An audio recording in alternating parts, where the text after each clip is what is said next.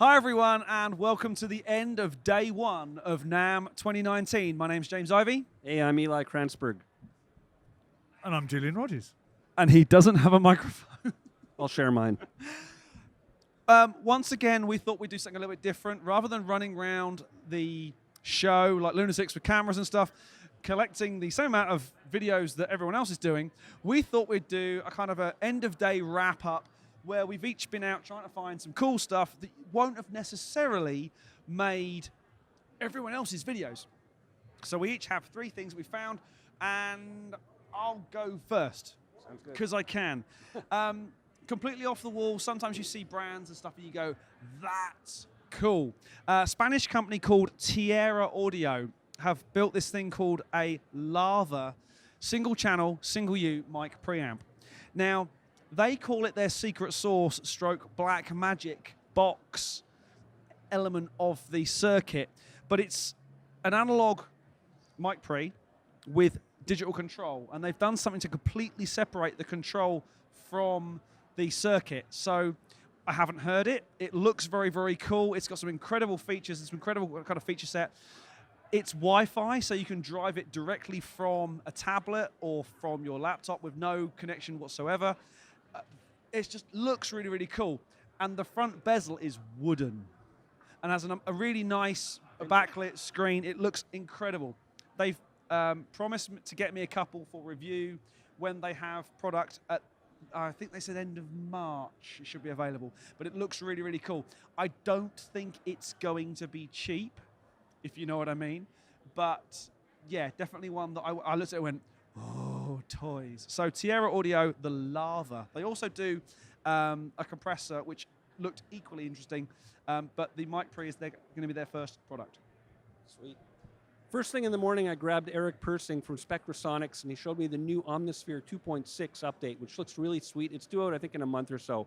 Now, as you all know, for Omnisphere users, their new thing is they're supporting a bunch of vintage hardware synths where you can control Omnisphere directly from the interface on the hardware synths. And they've added a bunch of new vintage models, the D50, the Juno 106. It's fantastic. So over 60 hardware synths are supported now.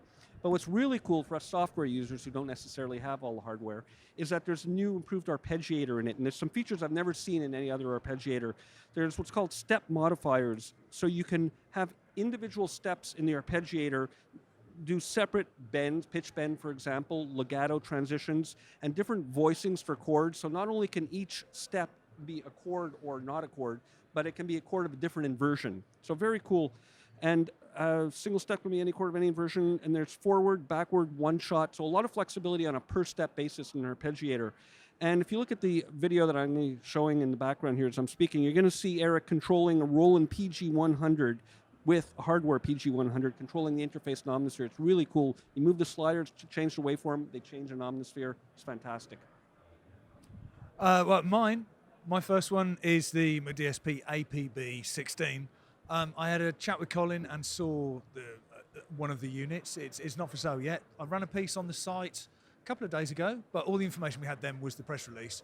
Haven't had a look at it more closely. Yeah, it's better than I thought. I mean, and I thought it was pretty good to begin with. 16 channels of configurable analog dynamics and saturation. And that's all connected to the host computer via Thunderbolt. Digital to analog and analog to digital conversion is in the box.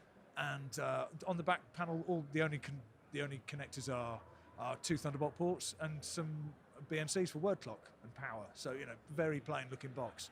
But you control the whole thing via a plugin interface. So it's like using a plugin, but it's accessing and controlling. And not just controlling, this is the thing, it's also configuring analog componentry. So clearly they identified that the people's priorities for using analog hardware were compression and limiting and stuff like that, and saturation. So that's what it does. 16 channels of it. If you want to run stereo, you'll have 8. You can do multi-channel. It's fantastic, and it will be available in the first half of this year. So, and it's green. Yeah, it's very green indeed. But what did you expect? It's McDSP. My second one, Mike Thornton has also seen this particular demo, but the team at PMC have built a Dolby Atmos room on the show floor.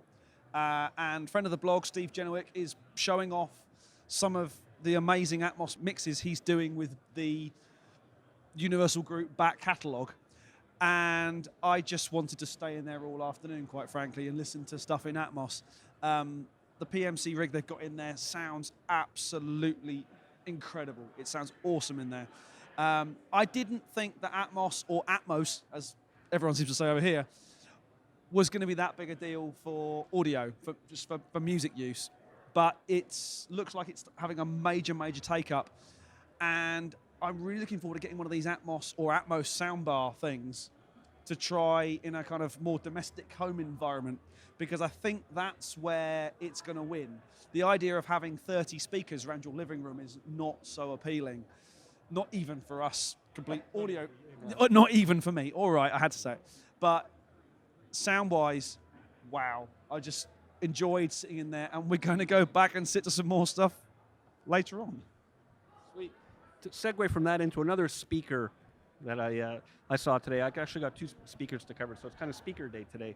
IK Multimedia. Now, that's not normally a brand we associate with high-end pro audio, but I'm telling you, in the last couple of years, their products are more and more higher end.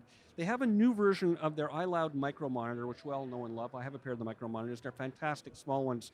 But they have a new one called the MTM, which is a near-field monitor, a bigger version, and it is really a very interesting speaker. Obviously, it sounds great, but it's 3-way speaker, and it comes built in with their ARC, their automatic room correction software, and it's so cool. There's a jack right in back of the speaker. You plug the mic in, because it comes with the mic.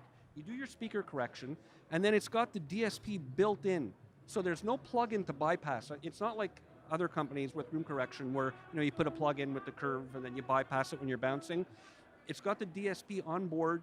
You plug in your mic, do your correction. So it's like getting a customized speaker for every person in every room. It's like a different speaker for every single situation. That's cool. It really is cool, and it's got DSP on board for aligning the phase, aligning the time. Once these adjustments are made, everything's perfectly, calculated. They call it linear phase speakers. All frequencies arrive, your ears at the same time, and they got low frequency extension, low and high trim, and calibration knobs in the back, like we see on a lot of the new DSP speakers, where you can make the adjustments. So that, coupled with their room correction functionality built right into it, I think it's really interesting seeing this built right into the speaker. Anyway, that's my second find. Very cool. I didn't know that you were doing that. And oh no. I didn't do that one, but I'm doing something that's kind of the same ballpark, but slightly different. I found the JBL 104, which is they're a small series of kind of good computer speakers or very small monitors, and they're really nicely put together. There's a few things that make them, they're not a million miles away from an iLoud, but they're very, very different in operation. What the deal is, they look like a single driver speaker. They're not. They're dual concentric. There's a soft dome tweeter mounted in the middle of a 4-inch possibly driver. But the clever bit, and if anyone's read my piece about the JBL 306, I was doing some stuff about about waveguides and what's a waveguide and what does it achieve and why are they there. Well, this speaker cone, the bass mid driver outside element around this tweeter, isn't shaped like a conventional driver. It's actually a waveguide, which does some clever stuff. It's EQ'd for desktop use. You can't actually stick it on a stand at all, but it's taking it into account where it's likely to be used. They're sort of small, sort of pill-shaped things, really, and where there's like one active one with a passive satellite. It's inexpensive, and I had to listen to them at the show as good as you can, but seemed quite impressive. -3 dB at 50 hertz from a tiny little kind of, 7-8 inch tall little cylindrical speaker. So really impressive performance. And definitely I can see a lot of uses for those. At this point, I'm embarrassed to say I'm not going to come up with another speaker for my choice. But this is a unit that I was quite excited about seeing before the show. And having heard it, I'm really excited about it. It's the Audient Sono, or Sono, depending on where you're from. I heard it today. It's fantastic. I said to the guys at Audient, I was worried. They weren't or are not known as a company who make guitar-centric products. Just putting a valve in an interface does not make it a guitar-centric product, but even through PA speakers, it sounded killer. One of the things I got wrong in our podcast kind of predictions thing, what we wanted to see at this year's show, was it had the ability to save 2 speaker presets. 3. I was wrong. It can save 3, which is really very cool. Again, I didn't know how it was going to work with a kind of front-end distortion box, stomp box type thing. And it sounds great. I mean, it really does sound good. The 2-note stuff is fantastic. The interaction between the hardware and the 2-note software is really, really good. It looks great. It's built like a tank. All the Audient stuff is. It's great. It sounds great. I look forward to reviewing it. There are some apparently coming into the UK very soon, and my name is on one of them. So I look forward to grabbing that. Just to continue on, I got a demo of it today. It's fantastic. What really struck me, and I'm not a guitar player, but it's got a tube built in. So when it goes through a tube before it gets to the software, I mean, that's got to be cool. Well, and you can use the tube or the valve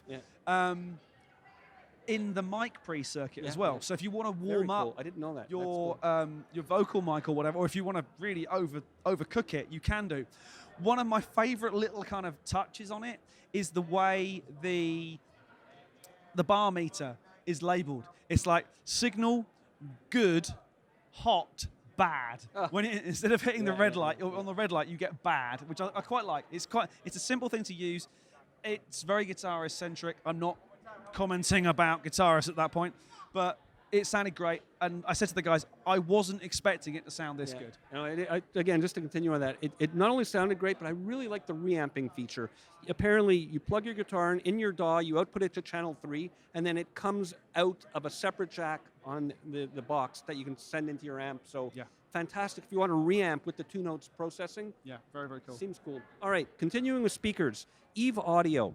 I really have fallen in love with this company lately. I've switched my own personal monitors. I've had Mackie HR828s for 20 years. They finally crapped out, and I've switched to Eve SC207s, and I'm going to be writing about it on the blog in a couple of weeks. But I've really fallen in love with this company. They're fantastic speakers. They have the SC203, which really blew me away. I looked at sort of an overview of their product line, but it's a really small one, but fantastic. It's got this thing called a passive radiator, which is on the bottom. It looks like a subwoofer on the bottom of it, and it just reinforces the bass. It goes down to 62 hertz, which for a small speaker is fantastic for a little desktop one. But it's got this thing called FlexiPad bass, and where it's kind of like a foam wedge. So you put it under it, and it acts kind of as insulation for the speaker in the desk, because it's meant to sit on a desktop. But it's also angled, and you can put it at 2 angles. So if you want to angle the speaker up or up like that, so very interesting. And their whole product line is very cool. They have this passive radiator technology on their subwoofer too, which sounds like $1 million. And I'm going to try and be covering them more on the blog coming up, because I really like this company. I think they're doing a lot of innovative stuff. They got the same ribbon tweeter technology as Atom, and very cool product. Okay, we'll make this one quick because I think the loud band is about to start making loud noises. So my last one is the Apogee ClipMic Digital and the Timecode Systems Blue. This is fantastic. It's a Sennheiser MK2 Lavalier, but it terminates to a Lightning connector, so you can record to an app done by Apogee, and this is all very well. The clever bit is that, particularly for anyone involved in any kind of sort of filmmaking process, is that with the Timecode Systems Blue, it's a small little blue plastic box with a little screen on the front. And from that, you can make it a timecode workflow. So you can share that between multiple things. Basically, no more pluralize or stuff like that. You can do it properly, the way expensive gear lets you do. But this thing's very reasonably priced. So yeah, the 2 things together, kind of 3 things. It's a mic, it's an app, and it's the timecode box. Fantastic for keeping all your clips in order on your timeline without having to do all that work, lining them up with a sync track or anything like that. Timecode, there we are. Great stuff. So that's day 1 wrapped. It's starting to get dark outside. There's music going on, so we're going to sign off. So from us here at NAMM 2019, we'll see you again tomorrow.